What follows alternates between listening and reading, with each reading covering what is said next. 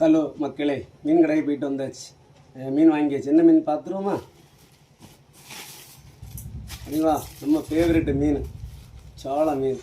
சரிங்களா, நல்லா இருக்கு பாருங்க. சரிங்களா, நல்லா பருஞ்சாளை எப்படி இருக்குது பார்த்தீங்களா? 100 ரூபா. ஓகேவா மக்கள், எவ்வளோ சாளையம்.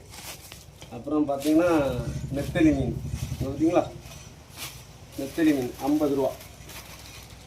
ஓகேவா, இவ்வளோ நெத்தலி மீனும் 50 ரூபா. பார்த்தீங்களா? ஓகே மக்களே. அப்புறம் பார்த்தீங்கன்னா இங்கே பாருங்க, பாறை மீன்